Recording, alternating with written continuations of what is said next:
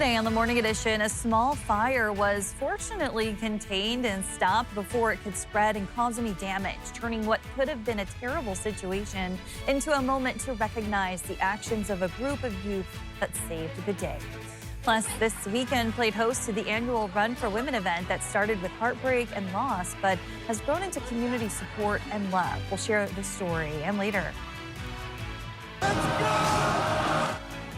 Advance IMAX tickets went on sale for Christopher Nolan's upcoming cinematic epic movie, and things immediately went a little sideways. We'll explain how a few are ruining the experience for many as the Morning Edition starts now. Good Monday morning, everyone. Thanks for waking up with us today. Seems like summer arrived when I was gone. Yeah, we did. We saw those temperatures warming into the 70s. I think the warmest we saw last week was 77 degrees in Anchorage. Of course, we did see even warmer conditions across a good portion of the state. This week, we are taking a drop in our temperatures, although it's still going to feel pleasant outside. We're waking up. We do have some sunshine breaks to start off your Monday morning, and those temperatures sitting fairly pleasant. 51 degrees is where we're currently sitting at with a light breeze coming in out of the south at 10 miles per hour. Now, temperatures across the rest of South Central sitting in the 40s for many areas, but you can see plenty of cloud coverage remaining with us. We're going to see a lot more clouds for the first part of this week. By Wednesday on through the close of the week, we will see some sunshine making a return. Now, rain out towards Prince William Sound, inland areas of South Central, we'll see our best chance of rain arriving as we head into the overnight hours on into our Tuesday. And of course, this morning we do have rain that is beginning to spread across the interior. At times, it will become widespread. This rain ends into the evening, and then we will see the return to drier conditions for the interior as we welcome in your Tuesday. And this will also bring the return to some warmer conditions. So while it will be cool today, considering where we were sitting at last week, give it a couple of more days and those temperatures will return back into the 70s for the interior. Today, though, you can see those increasing rain showers staying with us. We'll top out in the upper 50s and the lower 60s. Will favor some breezy conditions through the interior as well. And then statewide, you can see temperatures kind of cooler than what we were talking about last week. We've even got some winter weather as you head through the Brooks Range. Temperatures along the slope sitting in the 30s. Statewide, though, we'll see many areas warming into the 50s and the 60s. But we will see some warmer weather by week's end. But of course, we've got some rain in the forecast into our Tuesday. I'll have more on that in that 7-day forecast for you coming up. A man is dead after Bethel police officers shot him Sunday morning. Alaska State Troopers say it happened around 2 a.m. during a domestic disturbance call in which a gun was involved. Troopers say based on the preliminary investigation, the man brandished a shotgun when officers arrived, and due to the man's actions, officers fired and hit him. He died at the hospital, and troopers say no one else was injured. The Alaska Bureau of Investigation is investigating. Troopers say the Alaska Office of Special Prosecutions will independently review the results. One person has died after a multi-vehicle collision near the Tudor and Boniface intersection on Saturday. That's according to the Anchorage Police Department. It says a Ford F-150 rear-ended a Honda Civic and multiple other vehicles were involved. APD says all of the vehicles were stopped except for the F-150. The Honda Civic's driver was taken to the hospital but later died. APD says that person's name has not yet been released. The Ford F-150's driver was taken to the hospital with non-life-threatening injuries. No one has been arrested or cited. The Major Collision Investigation Unit is investigating. A man was taken to the hospital Sunday morning with non-life-threatening injuries after officers were called to Taku Lake Park in reference to a shooting. The Anchorage Police Department says the man was found with gunshot wounds around 3:30 a.m. and is recovering. The shooting is under investigation, and anyone with information or surveillance footage is asked to contact APD. The Alaska Dive Rescue and Recovery Team has found the body of the man who was missing Saturday after the boat he was in capsized on Little Willow Creek. Alaska State Troopers say the body was identified as 21-year-old Frank Villalobos from Palmer. A report came in early Saturday morning of a capsized boat just about 3 miles from the Parks Highway Bridge. One woman was rescued. Troopers say Villalobos' body was found around 11:30 Sunday morning. A fire in Houston over the weekend could have caused serious damage to local businesses and a nearby park. Danny Tompkins shows us how a few local heroes made sure that wasn't the end to this story. It happened early Saturday morning in Houston. It was an active fire about 1 foot flame lengths in dead grass and a lot of fallen logs. A warming fire had escaped its container onto forest land near the Little Susitna River campground, says Houston Public Safety Director Christian Hartley. So it would have been really easy for that wind to have pushed that fire through all of those forested lands around those businesses in that park. When fire crews arrived, 3 teens were already on scene, hauling water from the Little Susitna River in buckets or containers like these, walking 60 feet to the fire's edge, and they stopped the spread just enough. The success that we had was because of how they set us up for that. Firefighters extinguished the fire in 10 minutes. What started as a 1 foot by 1 foot fire ended up at 30 feet by 15 feet. But it got into the forest because of the grass coming all the way up to it. So make sure you have good clearing around it, at least 3 feet in every direction. The community of Houston took notice. The community of Houston is really tight-knit. A lot of people jump in to help anywhere that they can, including the teens from earlier that morning. It's just they wanted to be there and help, and that's what being part of a community is. And if there's going to be one thing that we're going to say as the cause for that kind of behavior in a youth, it's going to be the parentage and the leadership that they had growing up. Hartley says the teens didn't stick around for credit.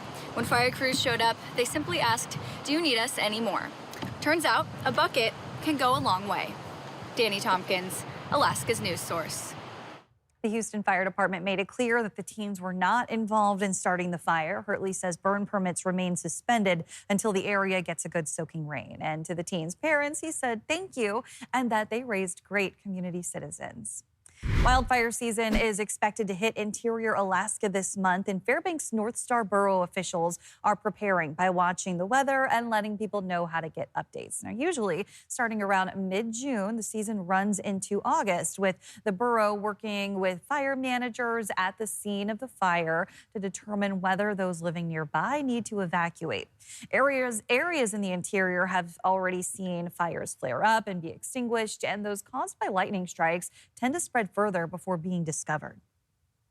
We're looking for warm days in the 70s or higher. We're looking for a wind that's 5 to 15 miles an hour, and we're really paying attention to the minimum relative humidities. So when you start seeing relative humidities in the teens is when you have the real big potential for fire to take a hold. More information about how to sign up for evacuation alerts and comment on the borough's hazard mitigation plan can be found on our website and app. It started with heartbreak and grew into something reaching thousands of women in Alaska. Danny Tompkins stepped alongside supporters and survivors at this year's Alaska Run for Women. You are amazing! A sea of pink. In Anchorage for one reason. Awesome, everybody doing so good. The Alaska Run for Women. Ooh, strong finish. Kathy Wistoff is a founding board member. 1 in 8 women will be diagnosed with breast cancer in their lifetime. So most of the people here, if they're not breast cancer patients themselves, they know somebody who is. You know, everybody's affected by the disease. And that brings people out.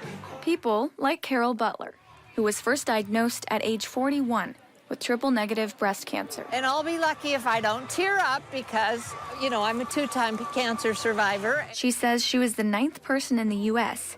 with that type of cancer. Shockingly, 30 years exactly after my first cancer, I was diagnosed with a second cancer. It's this initial diagnosis, it's very scary.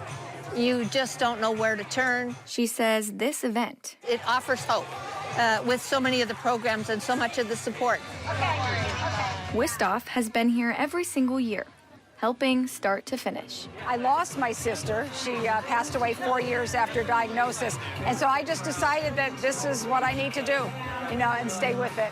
This year marks the 34th year of the Alaska Run for Women. And under this beautiful sun today are over 5,000 participants that are expected to raise over $250,000. Good job, ladies. Well done. Kathy says that money goes towards grants in Alaska to fund education, treatment support, and research, so Alaskans never feel alone. So don't be afraid. Don't keep it to yourself. Don't internalize. Just reach out and let yourself be supported. Now and in years to come. We are here until there's a cure. Thank you for being here today. Danny Tompkins, Alaska's news source. still to come on the Morning Edition. A new Alaska Ninja is rising under the guidance of the previous to show you how the torch is being passed from one generation to the next of Alaskans for American Ninja Warrior.